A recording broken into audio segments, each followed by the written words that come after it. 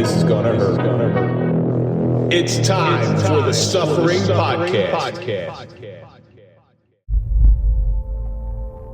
The great poet Emily Dickinson once wrote, "Remorse is memory awake. When we open our eyes and realize our missteps and mistakes, that is the day we become self-aware. This newfound awakening can often carry the burden of regret. The weight of regret can become exponentially heavy when we feel unable to rectify the situation. As hard as we try, we struggle in quicksand and can't run away from the pain. All that's left is to sit and stew about the actions that happened so long ago. Too often, hopelessness is a lie that we tell ourselves. Forgiveness comes in many forms and fashions. The strength comes from having the fortitude to either forgive another or forgive yourself." I'm Kevin Donaldson here with Mike Failace, and on this episode of the Suffering Podcast, we welcome back one of my oldest friends, and that's Jay Aponte, to discuss the suffering of bullying. Sort of a revisit episode, but what I put Jay through almost 40 years ago, this is going to be a tough episode for me. He hopes to put you through that today. Maybe a little payback. Jay, thanks so much. You traveled all this way. Thank you for having me. I'm glad to be here. So Mike has met you before. You've been to a couple of our events, and it's really a nice success story between, in my eyes anyway, maybe not for your eyes, but in my eyes, it's a chance he to... He probably still hates you. Yeah, of course. He's just a nice guy. He's too nice. He hasn't changed a bit in almost 40 years. What is it, like, when did you leave? You were, what, 12? So 46 years? Well, I figure... Or 36 years. Yeah, I figure that was... We left we graduated 88 from there. Yeah, so okay, so 13... So about 35 years. 35 years, wow, 35 years, jeez. Oh, God, we're aging ourselves. Yeah, no kidding. I got you both beat. We won't even go there. Before we go any further, let's throw a big shout out to our marquee sponsor, that's Toyota of Hackensack. We don't trust anybody, and Jay is also a police officer, but we do trust Toyota of Hackensack. So if you're looking for a car, go to toyotahackensack.com, let them find you a car.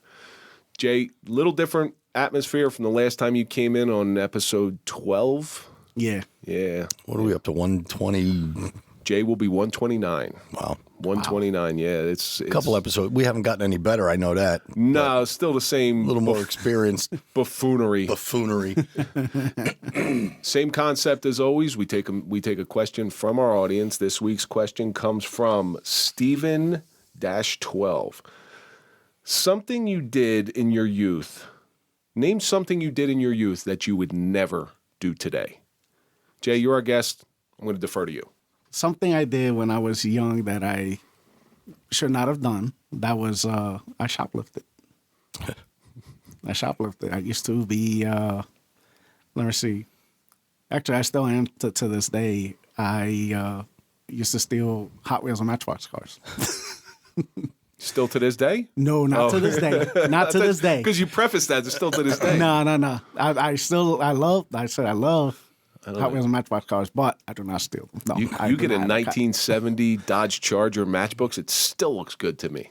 Yeah. Yeah, it still looks good. It could be all scuffed up and everything, and it's like, yeah, this still looks good. Well, we used to crash Matchbox cars back in the day, you know. Mm-hmm. You put those Whistler firecrackers in the back and see if you can get it to go forward. Yes. Yeah, you used to do all that stuff. Mike, what do you think? You know, when I was younger, like I said, shoplifting was one of the things that I was thinking of too. I mean, we used to steal football and baseball cards all the time. You know, at like 10 and 13, I had this weird thing where I would shoplift condoms. That was back in the day when condoms were out. You know the little, it's not there anymore, the little convenience store at the corner when it went on to the White Horse Pike in Absecon. We were Absecon kids. I'm trying to remember. It was like Wonderland or something like that. It was a convenience store, and they used to keep them out there. And I used to have a box. Like, I'm 12 years old. What the hell am I doing with it? What the hell am I doing? Like, I try one on. I'm like, oh, that feels gross. And but you were at the age where you were exploring, so. Yeah. So what did you shoplift? Like I said, mainly football and baseball cards. And, you know, but I think the thing is, I used to be I was a wild kid. I used to be like a real risk taker, you know, doing stunts on your bicycle and coming home all scraped up and, you know, anything that was a challenge when I was a kid, I do. Now I'm just too old to do that stuff. I would never be able to do that today. You know, the funny thing is, I have something similar because when you have the joy of youth, and one of the joys of youth is you don't even think about tomorrow. There's no consequences to your action. Mm-hmm. So for those people in the late 80s, maybe early 90s, if you ever were on the Parkway around exit between 38 and 42, there was a rest stop at 42, and you saw somebody going by you riding a wheelie on a motorcycle down the Parkway doing about 70, I apologize. That was one of the things. Listen, I'm filled with regret. I used to have a Jeep, and I'd take the roof off, and we'd go down the highway with golf balls, and I'd throw the golf balls out, and the guys would stand holding on to the roll bar, try to catch the golf balls as they're going down the highway. That's a fun game. Yeah. I never heard of that. Yeah, when a golf ball bounces into the other lane and hits a car, that's when you're Yeah, it's like, ooh, I think we better chill with this. So we're of the age where Aliens, the second one, came out. Do you remember this one? Oh yeah. Yes. Yep. Mm-hmm. Yeah, I still got some cuts on my fingers. Did a lot of stupid things. I remember. I hope the statute of limitations. I stole a hot tub out of a pre-construction house. Which what the hell was I doing with a hot tub? Keeping them with your condoms. Yeah. Well, the funny thing was so we put it in the reeds in the bay, right by the bay. Mm-hmm. We went back in the morning. And it was fucking gone. Somebody robbed us. You didn't make a police report, did you? Somebody stole my swag. Someone stole our stolen hot tub. So yeah, but now, so I would never do any of that stuff now for the main reason that now I know I have the burden of knowledge. I know the consequences of all those actions. You imagine getting picked up on a stupid shoplifting call? Yeah. Oh, it's ridiculous. That'd be the dumbest thing to, especially nowadays, where you're being scrutinized for every single little thing, whether you're going for a job or, some simple position or whatever, but yet you have that on your record, and it's like, why? It's like, was it worth it? Well, as a police officer, I've watched police officers walk out and don't even go up to the counter to pay for their coffee. They just they're entitled to do it, and it happens all the time. Mm-hmm. You remember the one officer who got whacked for taking breakfast sandwiches? Yeah. So in New Jersey, this shows you the level of entitlement that some of the officers have. Mm-hmm. A local convenience store in town used to give them one breakfast sandwich and a cup of coffee every day. That was their thank you to them. Well, this guy goes in there and grabs six of them. So the owner of the place calls up the police department and was nice enough to say, hey, listen, I think you took too many or you didn't pay. Just stop back in when you get a chance. The guy goes, F you. And that was it. He goes, I was getting them for the squad and F you. I'm not doing it. He was too proud. So for $17 and 30 some odd cents, he lost his job. Yeah. Mm-hmm. He lost his job. We had a guy, he was a court officer, and he was going to serve some papers at a place or something like that, and got into an argument with the owner. As the court officer was walking out, he grabbed the candy bar and walked out. Wow. Guy reported it. Court officer lost his job over a candy bar. Yeah. Sometimes we're our own worst enemies. You got that right? Yes, exactly. It's like people need to think, it's like, okay, is this worth it? It's like, okay. And also with the entitlement thing where it's like, okay, thank you for, you could say thank you for being gratuitous to us. Throw some money down. Throw a tip down. I always said a free cup of coffee used to cost me more money. Yes. And when we were working, a coffee was what, like $1.25 or something like that. I'd throw a $2 tip down and turn around and walk out. Right. Mm-hmm. So that way when the cameras, they all got cameras, even, it's been that way forever. When the camera sees me, I threw money down on the table. Exactly. Whether he took it or not or whatever he did with it, he's the proprietor of the place. I'm out of that decision. Yes. Stephen, thank you so much for that question. It was a good question. It was a lot of fun. Keep sending in your questions. We will try to get them on the air. So, man, Jay, it's back in the day when you were on, very few people listen. Mm-hmm. I'm going to tell you right now, very few people listen. So things have changed. So I want you to give our audience a little bit about yourself. I'm a law enforcement officer in New York City. I work for one of the agencies that run the bridges and tunnels. It's a 3-letter agency. He's not allowed to say. Well, it's a 4-letter. Four-letter actually. But Well, depending on who's listening. Let me see. I'm a father of 3, 2 kids in college. I have one that's a junior in high school right now. And thankful that, God has blessed me with good kids. That's for sure. And you're heading into the sunset of your career. Yes, I have about a year to go. God willing. 1 foot out the door. Mm-hmm. Yes. You getting that short time syndrome yet? Yes. It is kicking in big time. It's like, you want me to sharpen a pencil? Are you out of your mind? But the thing is, in my nature, though, I'm always there to back up my officers, my fellow coworkers and stuff, because you know what? I expect them to do that for me as well. And, especially I got guys that say, like, if they're new to the place, they need to learn how to access this, or what do I do in this situation or whatever. And I gladly show them. Them, because I've had some where it's like, figure it out yourself.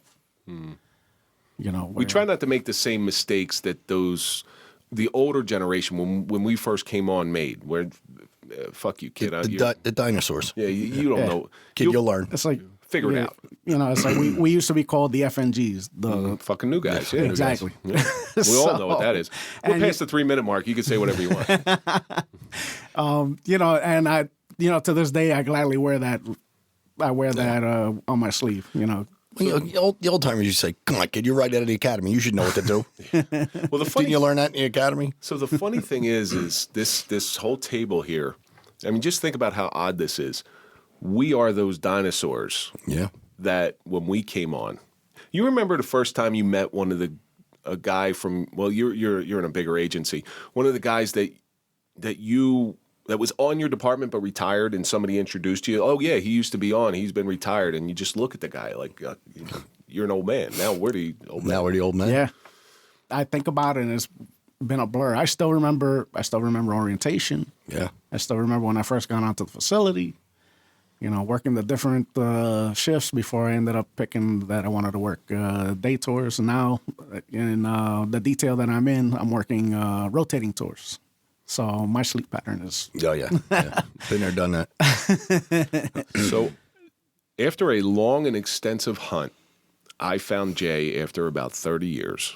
And it was a very, very long hunt. So Jay was in... That'd be like bittersweet, too. It was... well, do you have any idea how many Jesus Apontes are on Facebook? I mean, it's staggering.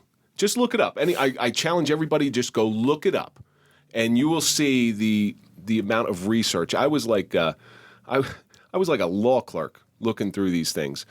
So I finally make contact with Jay, and he's gracious enough to come in on episode 12 into my house on audio. Mike, I don't know why you weren't there. I still think Mike you were in contract negotiations. Probably, yeah. The money wasn't right yet. He was holding out for more money. So I held out from $0 to $0. He's like, I had to go through his agent. It was a whole thing. But we're here to talk about the suffering of bullying, because at the crux of this, one of the most shameful things in my life that I have ever done, that I've lived with every single day of my life with regret, was we went to a school named Emma Seatley's. I guess that would be like a middle school now. Yeah. ECA. And Jay was the only. I think you were the only, or one of very few Spanish kids in the school. And it's like a prime target when you're a kid. Tortured this poor man. Tortured him. He's still torturing me now. He hasn't changed a bit. If you go back and listen to that episode, it was a very humbling episode for me, because one of the things that I admitted was things were very jacked up at home for me. And I know that's not an excuse, but what it did when I went to school and I saw somebody who I perceived as a target, I let out the aggression that I couldn't let out at home. Your home rage. Yeah, and I unfortunately, you were the landing pad for some really, really horrible things. The first time you got that message on Facebook from me, what'd you think? It was a blast from the past. Like I got chills just thinking about it now. I think it was something along the lines of did you go to Absecon schools? Yes. Yeah, it's like Yeah, that's exactly what it was. You were asking if I had gone to the Mexican schools. Because the sheer mass of Jesus Apontes was just crazy. And that was, I believe, at the time, that was when I was coming back from my aunt's funeral. I believe that was in in Vineland. In Vineland, yeah, Vineland. I was coming back up north. I was with my daughter. We went to Chick-fil-A down in. You remember this whole day? You went to. Do you remember what you ate? Yeah, we. I don't know. I don't remember what we had. Yeah, that was the day. That was the day he's looking at his phone. He says, "I fucking got him. I fucking finally got this guy." He looked down and said, "What does this jerk off want?" It was quite a surprise to, and like I said, it was a blast from the past. But I didn't.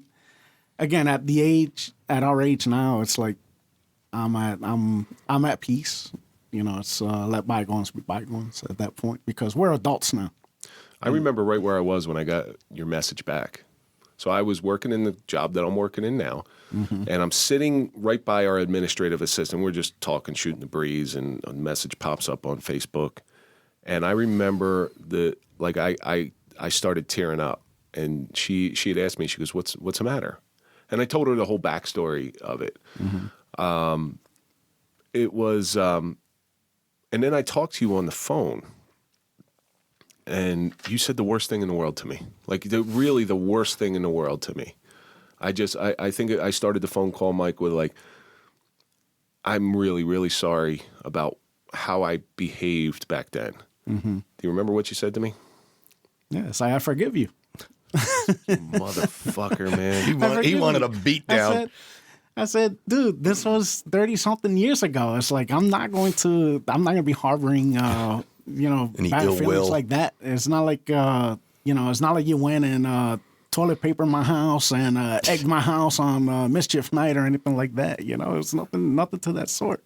I mean, it was that, it's a different time. It was a different time back then where, the issue of bullying was not as prominent as it is today. It's not as prevalent as it is today. Where, people are... You should have punched me in the mouth. You really, in all honesty, you should have. I'm hoping he does tonight. Look at that smile. I don't... That's not in my nature. It's gotta be really something screwed up in order for me to, even entertain the thought of doing that, because it's just, again, at that point, it's like, okay, is it worth it? Is it worth the aneurysm or the whatever? It's like, no. It's like, when I first reached out to you, did any of the old feelings come back? Because I'm sure you back then, if you put yourself into that 12 and 13-year-old kid, I'm sure you harbored some bad feelings towards me. I mean... And you said I wasn't even the worst. No, you weren't. Yeah. You weren't even the worst of the small group that was involved in the harassment and stuff like that. Bunch of thugs in Absecon, huh? Just redneck white kids who... Stealing condoms and harassing Hispanic people. Riding their bikes and lighting fires. Absecon was a small town, so, Yeah. Had to find something to do. It was so difficult for me because you had left school. Now, before we get into that, do you remember some of the things that were done to you? Oh, yeah. I was, between the name calling, it was the name calling and it was a constant thing where, this group, anytime I came across them, they had to say something anytime they saw me. Ever get physical? Once. There was once it was during gym class. No, Mrs. Sabbath's class, because that was me. I know it right now because I'm so ashamed of it, but if I don't get it out. But we didn't, us personally, we didn't get physical. I remember it was someone else, and I had confronted them because they were Sean? the main. No, even though he was one of them. He was one of them. And but he was, it was basically like, what is the problem that you have with me? Being at 12 years old, I got to the point where it's like, okay, this is aggravating enough. Yeah. It's like I haven't bothered this person, never did anything, and then you didn't because what you see right now, Mike, is this. He hasn't changed a bit. Okay, what you see right now is the same congenial person he was in middle school. So why you? Support for the Suffering Podcast is brought to you by Manscaped, who's the best in men's below-the-waist grooming. Their products are precision-engineered tools for your family jewels. Manscaped Performance Package is the ultimate men's hygiene bundle. Inside the package, you'll find the Lawnmower 4.0, Weed Whacker Ear, Nose, Hair Trimmer, and the Crop Preserver Ball Deodorant. And we also got the Crop Reviver Ball Toner. This thing is a life changer. Along with that, boxer briefs. I'm going to tell you what, these are like high quality boxer briefs, and this is no joke. I'm not saying this just because Manscaped sent it to us. These are nice. My boys are going to be quite happy in there. You can't tell Kevin's wearing them under the table right now. And we also have a nice travel package. Join over 8 million men worldwide who trust Manscaped with this exclusive offer just for you. 20% off and free worldwide shipping with the code TSP at manscaped.com. Jesus Christ, that's a lot of balls. Why you? Why you? Were we all that big of a racist in order to, just because you were Puerto Rican and you were the only Puerto Rican in our grade? See, and that's the thing. I don't know if that was. I cannot say if that was what motivated the bullying at the time, because the only answer I got was, "Oh, I just don't like you." I don't know if it's actually racist. I just think it's seeing someone that's different. Yes. Right? Not necessarily. Because we had black kids in our school. Yeah. And they didn't get it like you got it. But I'm going to tell you one incident that I remember specifically, and I didn't bring this up on the first one because I guess I'm still embarrassed. Mrs. Sabbath was an English teacher, and it was 6th grade. You were sitting directly in front of me. I sat in the back because I was fucking horrible. And your pants were riding down. Your butt crack was showing. For some reason, in the middle of class, I kicked your chair and I said, "Pull your goddamn pants up." And you turned around and in class, you said, "Stop kicking me." And I think that was a huge turning point for me. Mm-hmm. It really was a huge turning point because bullies have something wrong with them. They're not okay. Whether something's going on at home or something's going on somewhere in their life, and they're transferring that onto somebody who, again, I saw as a target. Could be an insecurity issue too. Horrible. Yeah. Horrible. You're 100% correct. So the bullying that went on with you was more about me and stuff that was bad in my life, which took me a lifetime to get over. And I felt about this big when you got up and said something. And I don't even think, normally, today I'd have been suspended, 100%. I have no excuse because here's the shitty thing. You were such a nice guy that I should have been friends with you. Mm-hmm. Because they're always in short supply in middle school, nice people. Yeah. And you know what, my kids, I talk about you with my kids now because my kids, my oldest is in 7th grade. Mm-hmm. I talk about you often. And he knew you were coming in tonight. He's like, "You're not going to get punched, are you?" And I'm like, "I might, but if I get punched, I deserve it." I'd love to see him come home with a bloody nose. A shiner or something like that. When you went home, and did you tell your mother, did your parents know? Yeah, my mom, because I was living with my mother at the time. So, I used to tell her about it. But she was one, again, back in the day that was like, "Oh, don't pay attention to them. It's like don't let them bother you." But it had to on some level. Yes. Easier said than done. It's easier said than done, exactly, because it was a constant daily thing. Was there times that you regretted going to school? Like, do I, wake up in the mornings like, do I really have to go for it? It never got to that point. It never got to that point where it's like, no, I didn't want to go to school or whatever for that. But when I would get to school, it's like, well, I was basically prepared to take the abuse that I was going to, because it was like, okay, I can't be scared of these guys either. Yeah, I can't show that I'm fearful. You want to, you do want to stand up for yourself, and as hard as it can be for some people, But especially if aggression is not in your nature. Yes, exactly. And I'm not one that, like I said, it's got to be something really, you have to do something really horrible for me to finally snap and get to that point. The kids who hung around, and it was almost like a mob mentality, because once one started, everybody else picked it up. It's trying to fit in and try to act cool in front of your friends. Yeah, but you got to also remember, and I'll say this to the day I die, I was raised that way. As a matter of fact, Andrew Santiago, who is our producer, we had this discussion before you came in. When I was a kid, you know, on the I know there's a hierarchy of Spanish culture. I know the hierarchy as it's perceived by the Spanish culture. And when I was a kid, I was told, you stay away from Puerto Rican kids because they're dirty. At that time, now Puerto Ricans are Americans like everybody else. They've been assimilated into the culture, and they're just like every other second generation person coming to this country. But back then, I was taught a very specific way on how to treat people. You know, I don't think I would have fared well if I would have brought you home as a friend. And that's a sad thing. So maybe that was always in the back of your mind too. Yeah, maybe.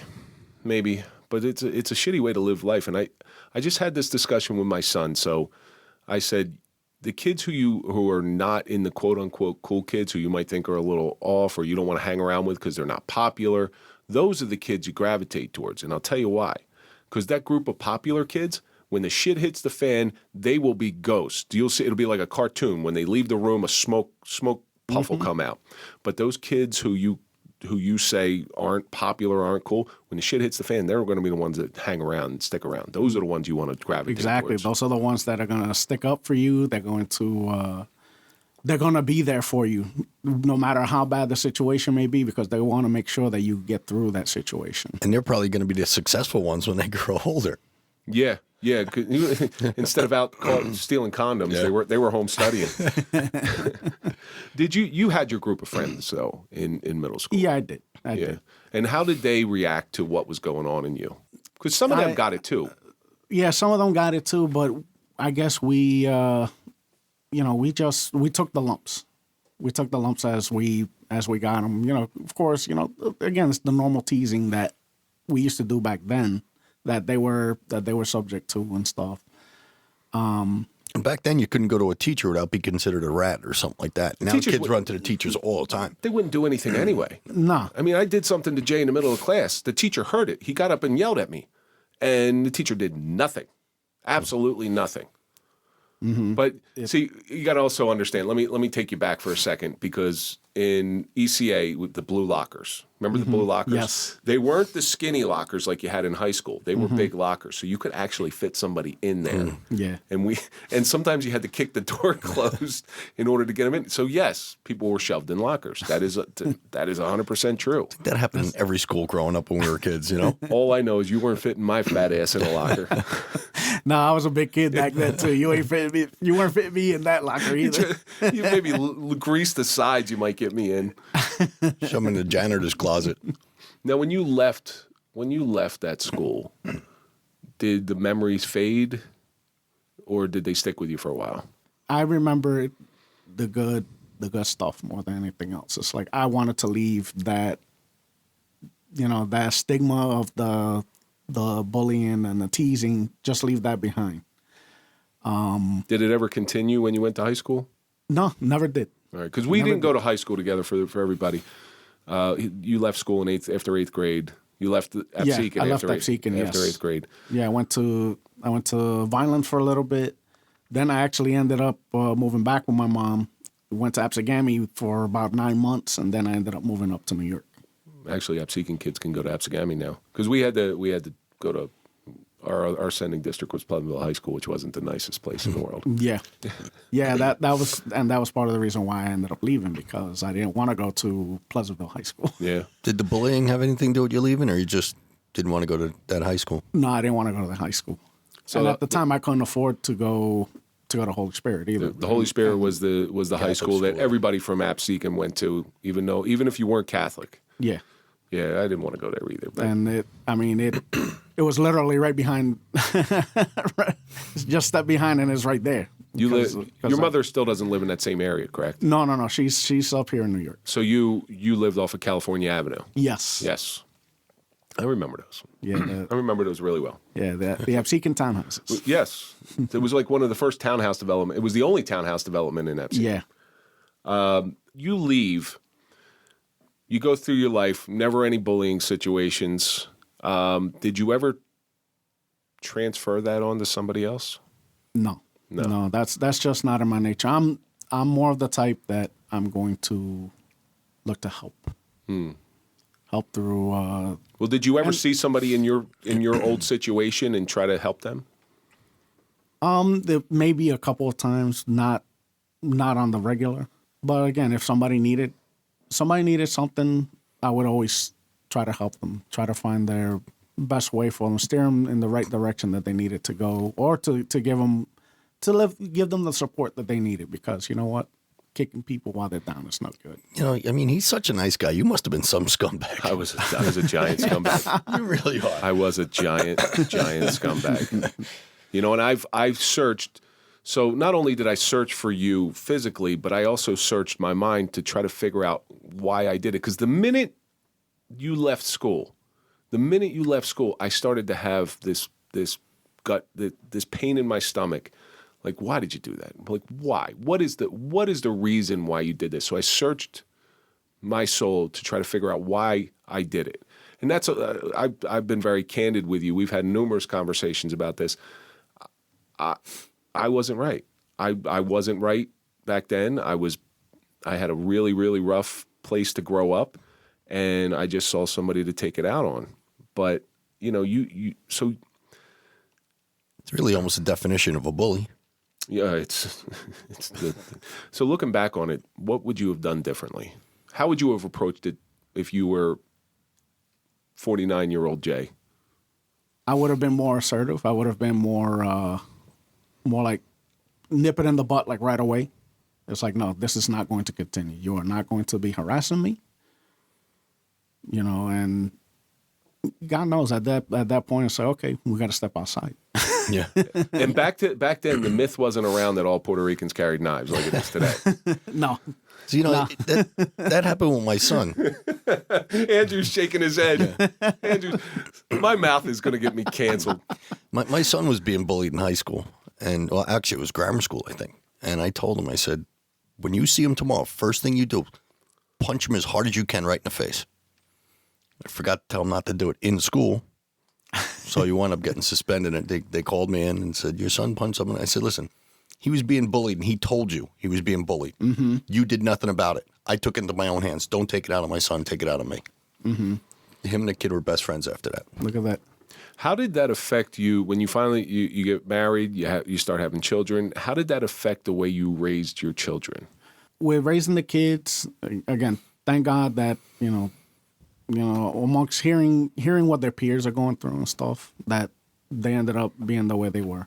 But one thing I told them was that if anything is going on in school, let us know, because we're going to nip it in the butt right away. We're going to, you know, we got to bring parents in to, to settle this, because we got to figure out why it's happening in the first place. Did you ever tell them your story? Yeah, I did.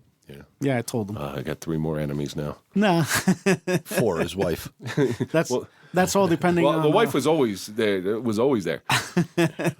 As a matter of fact, after episode 12, when I had you in, I remember calling Jay, after it aired, I remember calling Jay and going, does your wife want to kill me now?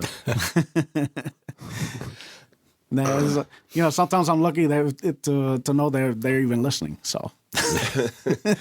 In one ear out the other. Yeah, no kidding.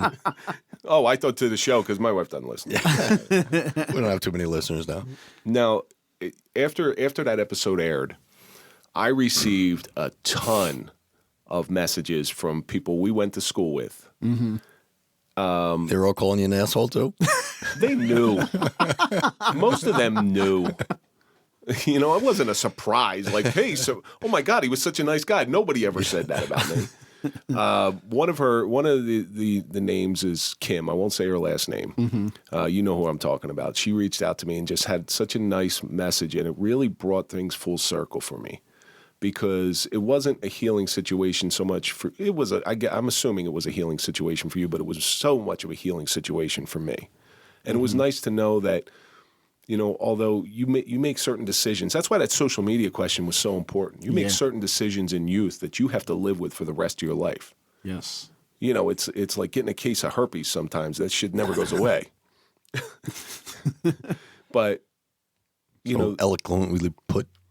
I'm a eloquent wordsmith. So, but with you, here's what's possible. You do have the ability to right certain wrongs. It's not, unless you do something that's so egregious that you can never make it right. Yeah, there's no turning back from it. It's like you got to live with with whatever consequences happen, and that's it.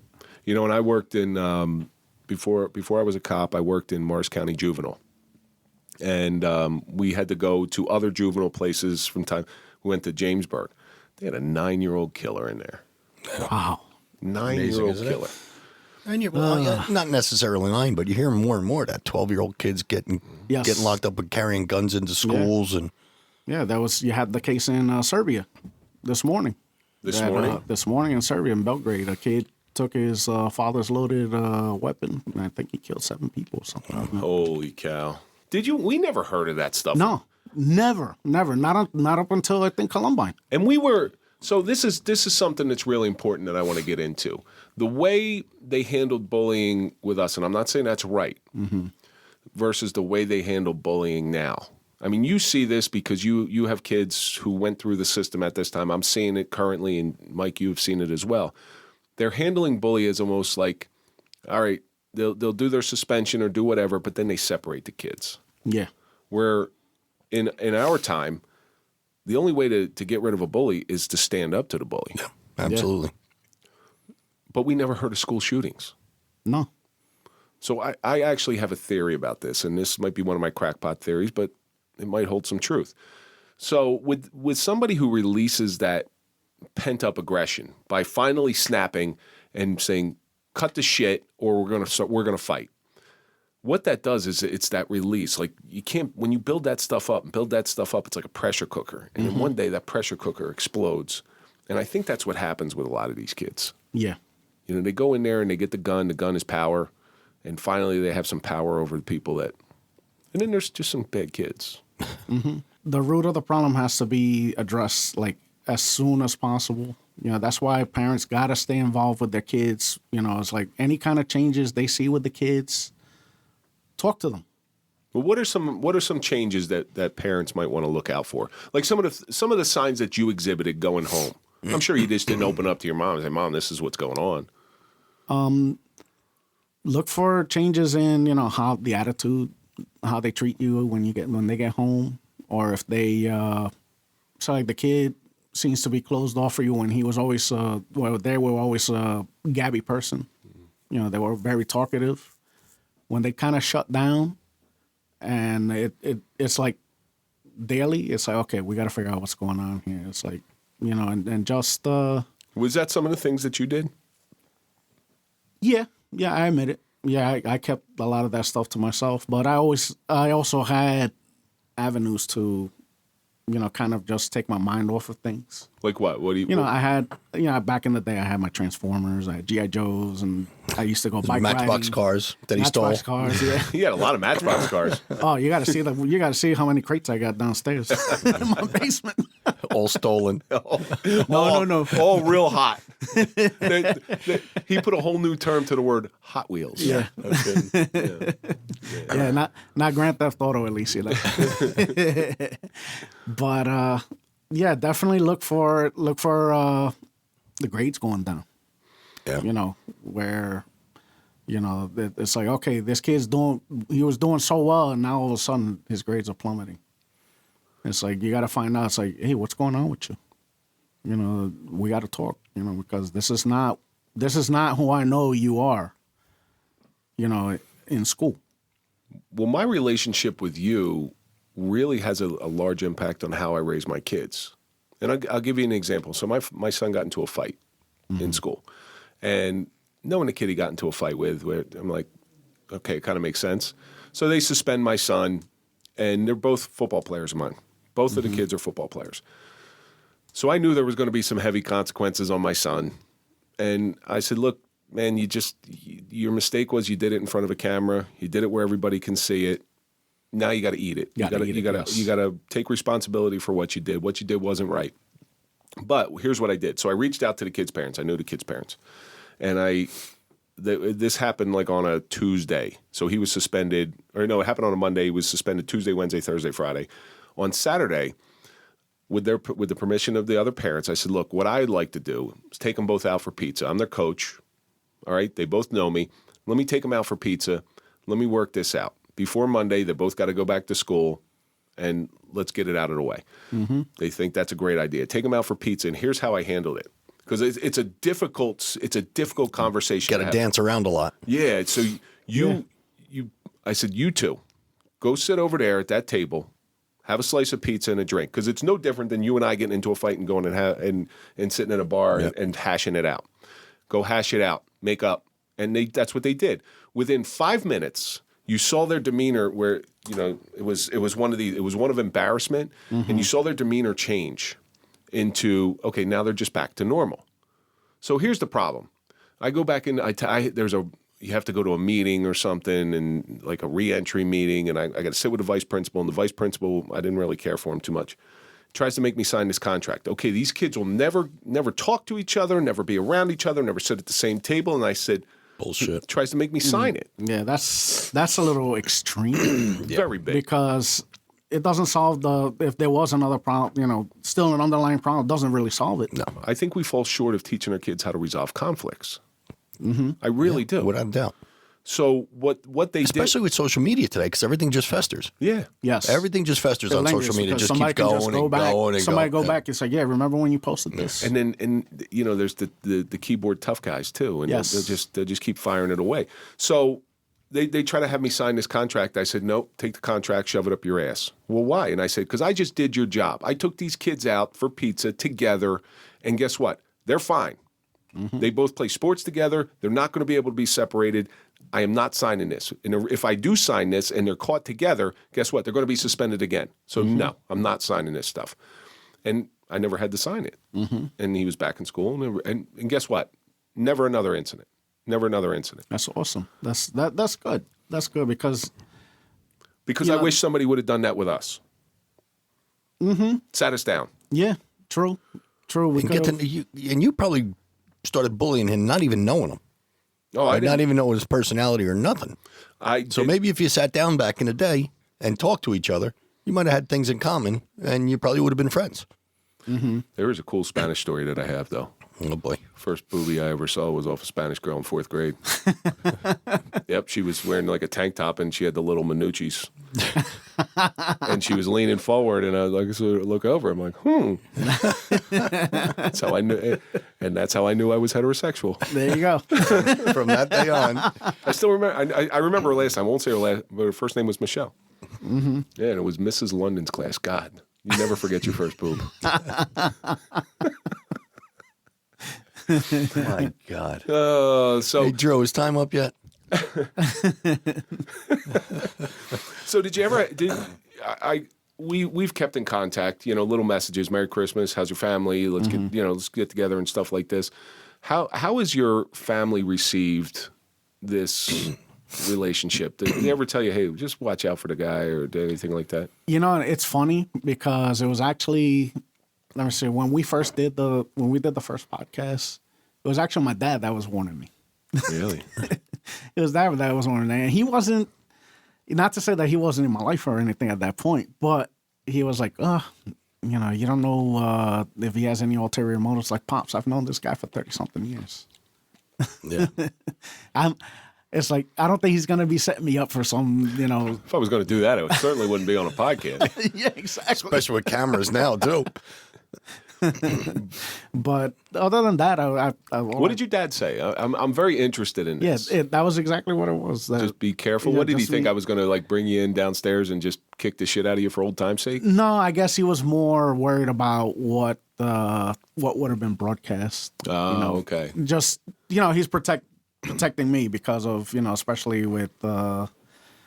what I do as a profession and stuff like that. It's like, oh, because they hold stuff against against us, but especially now. I don't know if you heard. Let me see. I don't know if you saw on my story that New Jersey now is supposedly going to require that law enforcement get licensed. Yes. Get 3 years of their social media. Yeah, they could go back and scrutinize through your social media. Yeah. That's which I think that's kind of crazy because it's like doctors don't get that. CEOs don't get that. Why are we held to a different? Listen, we are held to a higher standard. That's without a doubt. But we can't be held to an extraordinary high standard that we can't meet because at this day, everybody's got social media. Yeah, and we're not perfect. We're human beings. Even if you like something that someone commented on, how many times you just go down, you hit like or whatever, and I don't even read most of the stuff that it gets too long, and I'll hit like, and it could say something like racist towards the end of it or something like that, and I'll be saying, "Oh, you like racist posts?" Yeah, exactly. It'll be misconstrued as okay, that's bigoted or racist or whatever, and it's like. I mean, unfortunately, we have to tread lightly when it comes to that because of our profession. Right. Well, that what your father was looking out for your best interests, and that's commendable. Did your father listen to the episode? I don't know if he did. Did your family? I had a few friends, a few of my coworkers listened to it, and they were very impressed with it. Yeah. So did your wife listen to it? There was a posse. A posse started just to come down and get me. My wife, unfortunately, is a busybody. So, but this, at its core, is about healing. It's about healing old wounds, because I firmly believe that living with regret is probably the most damaging thing to your psyche. Mm-hmm. People don't realize the pain that I put you through, and they don't realize the pain that it caused me as well. People think, oh, you were a jock, you were a football player, and that's just what you did. And it's like, no, nobody deserves to have that happen. Mm-hmm. Nobody deserves to not be fearful of just going and doing schoolwork without something, without being harassed. Well, school's supposed to be a safe place. Yeah. Yeah, and that's exactly what it should be. It should be a safe place. People, learn in a peaceful environment. Have your fun when there's time for it. Make good memories, because that's what school should be. Should be good memories through the learning experience. Because that's going to affect someone's life down the line. When you were in school, walking down the hall, and you saw Kevin coming, did you say like, "Oh shit, here it goes"? Yeah, something similar. So here we go. What's he gonna do? And he had his whole gaggle of friends around him. They were actually separated. So it was like, it's like if it wasn't Kevin, it was gonna be somebody, a couple of the other guys. I'm like, hey, believe it or not, the teachers used to separate the kids I hung out with outside of school. They used to separate us because together you go in this door, you go in that door. Together we were very, very dangerous. But that's what this is, though. This is all about right now. We're trying to get rid of that regret and heal, because one of the hardest things ever is to not only forgive somebody else, which was your part in this, but I had to forgive myself. Yes, I had to forgive because I'm still not 100% there. I'm going to be honest with you. I'm not 100% there. So one of the things that I brought up last time Jay was in was because of what happened, what I did to you, I spent the remainder of my life always sticking up for the little guy. Always. Like if I saw somebody if you were to see my friends in high school, they weren't the typical friends that you would think I would hang around with, because maybe this kid was getting harassed or bullied. Those are the kids I would gravitate towards, because I know the other side. I know what they're feeling. And yeah, I don't know. Mike's over here chomping at the bit because he just wants to egg this shit on.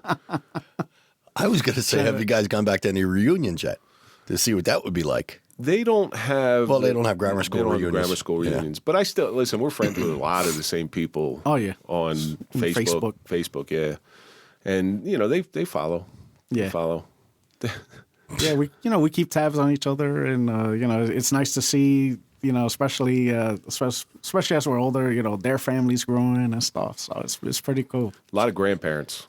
Oh, yeah, I'm sure. A lot of early grandparents. Early grandparents. Like now, being a grandparent at 48, 49 is no big deal.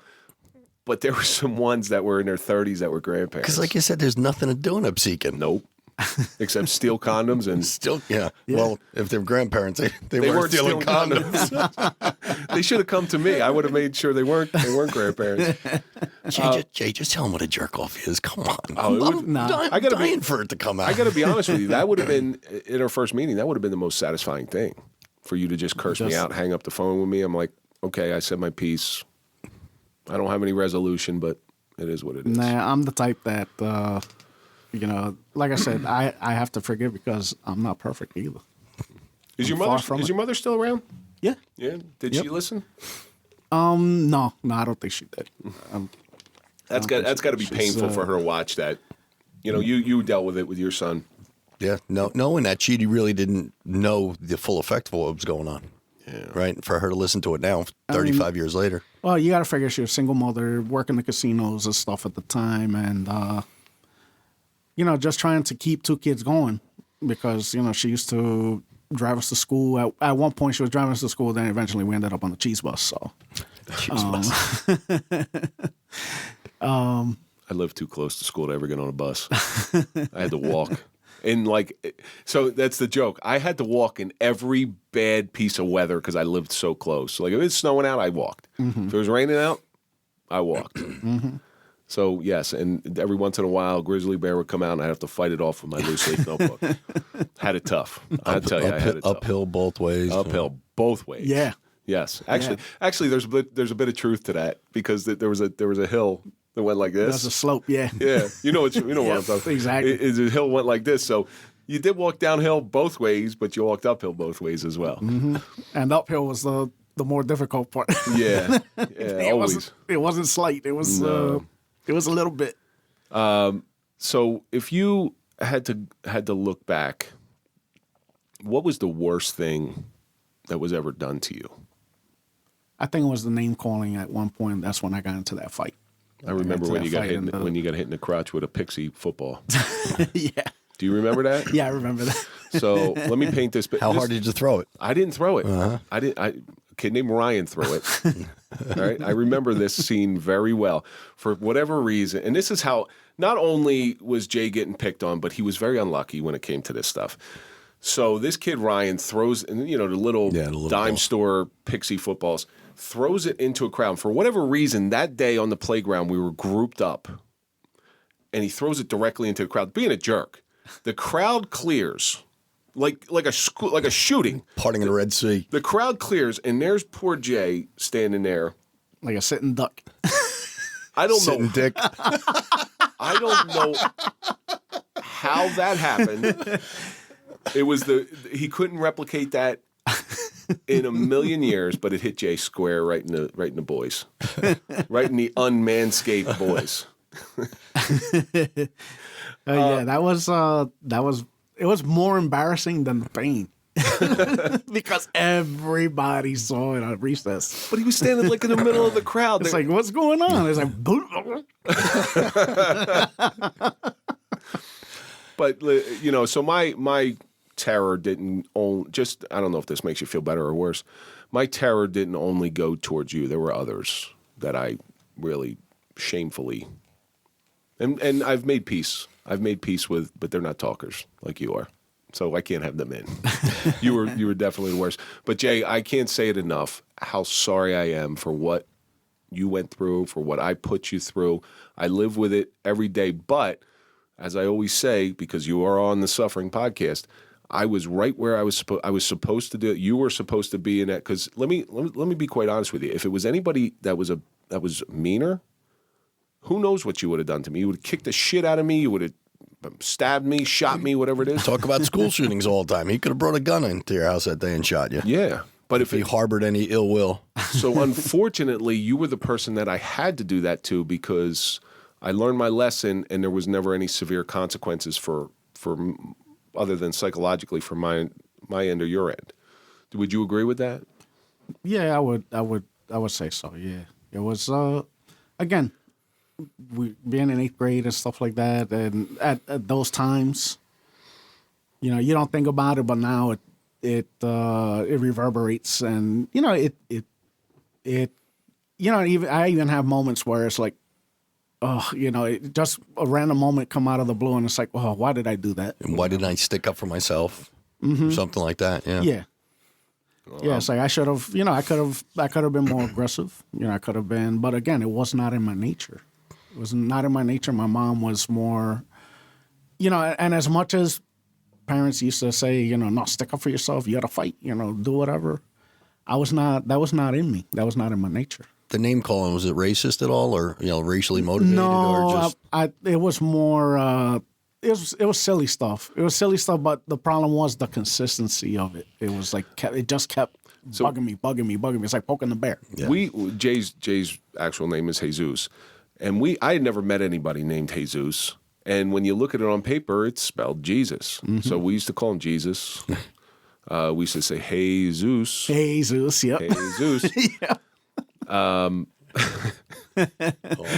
Now he's going to get pissed. Now you're poking the bear. No, you know, so there's a great scene in Die Hard 3, Die Hard with a Vengeance, where he's talking to Samuel L. Jackson, and Samuel L. Jackson's name is Zeus, and he keeps calling him Jesus. And he goes, "Do I look Puerto Rican to you, motherfucker?" I swear to God.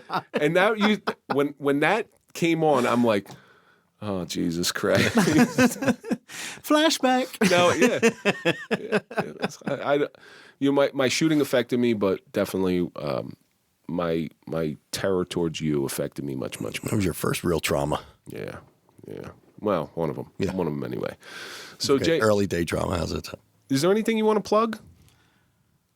Your mouth. I have nothing right off the top of my head here. You doing any? You involved in any organizations that you want to give a shout out? At this point, no, I'm not at this point. No. You know, I think once I retire, I'll see what I get involved in, and you know, take it from there. Any plans post retirement? Getting out of New York, that's for sure. Getting out of New York, moving south? Somewhere down south. It's expensive to live in New York. Yes, it is very. They say the South is getting expensive now too, because everybody's moving from up here down there. Yeah, everybody's leaving. You know, they're leaving town here. I mean, I'll tell you one thing. My son that's in college up in Geneva, he was one from, I think, like 7th grade. He was like, no, I don't want to live in New York anymore. It's like, when I'm 18, I'm leaving. Yeah. So he went to college in New York. So yeah, but upstate New York is like a different country. Yeah, where he's at, you know, he is, he's up in wine country up there. So, you know, he went to an agriculture high school in the city. He went to John Bound. And that's the only agriculture specialized high school in the city. And he loved it. He loved it. He loved tending to the animals. They have a little farm that they share with Queens College. Which it's like, I look for it and it's like, I don't even see it. I don't even where they doing all this farming and stuff, but it's there. And then when he heard about this viticulture program upstate, we took a ride up there a couple Februarys ago. Met up with the advisor up there, and he was like, sign me up. Now, does he want to go to California? Because that's like the wine capital of the world. He may be, he might be inclined to do so, to check out California. But where he's at, up where he's at in the Finger Lakes, it's all that's all wine country. You don't leave New York to go to California because it's still probably the smell of weed is everywhere. That's the one thing I can't stand about New York. Is the smell of weed is everywhere. Let me tell you, on my trip out west, you didn't deal with that. Well, San Diego's a little different than. Yeah, I mean, like Los Angeles. I actually ran into a couple of ex-New Yorkers. One retired couple and one guy that was he was a waiter at the restaurant that we had gone to in San Diego. In San Diego, he was originally from Bethpage, Long Island. Oh wow! And it's like wow, what a small world. Yeah, you know. And at the same restaurant too, we dealt with we had ran into those we had ran into that retired couple, and they love it. They love it out there, but it's like $6 gas. It's like, oh no. Yeah. So Jay, we're coming to the end of this thing, and just as always, same question I'm going to ask you now is the same question I asked you when you came in on episode 12. You've gone through an enormous amount of suffering at your hands, at my hands. What do you think it's taught you? Stand up for myself more than than taking it, because nowadays, especially taking it, all it does is lead to more trauma, and that could lead to something where, you bring out the ugly, real ugly in somebody, and God knows what can happen. Especially nowadays. People reach a breaking point, and I think back then the breaking point wasn't as soon as it is now to a lot of people. One of the episodes that happened after yours was the gentleman named Gene Halberger, who lived in upstate New York. His son Jimmy was bullied and went through the social media bullying, and he ended up... I remember you telling me about it. He ended up doing the unthinkable and taking his own life. And that's something that we have to break. That's something that we have to avoid. Yes. Yes, because if that would have happened to you, I would have I would have been so upset that I was the cause of that. So this between you and I is very bittersweet. Okay? It's very sweet because we reconnected, and I consider you one of my very dearest and oldest friends, and I love you to pieces. Same here, brother. Same here. But it's bitter because for 35 years, I lost out on a very, very good friendship that I could have cultivated and had for my entire life. So it's bittersweet for me for that reason. He hasn't stopped smiling since he's been in here. He's just a nice guy. That's why I said you must have been some scumbag. Was he the worst bully there? No, he wasn't. He wasn't. There was one that was worse than him. By the way, he's bald now. But he's still a bully. That's like saying he's got the best complexion in a leper colony. He was still a bully. Hey, in the land of the Cyclops, the two-eyed man is king. Yeah, exactly. And that's going to do it for this episode of the Suffering Podcast, The Suffering of Bullying with Jay Aponte. And as always, let's think about all the stuff that we learned today. The stupidity of youth has consequences, even if you can't see it.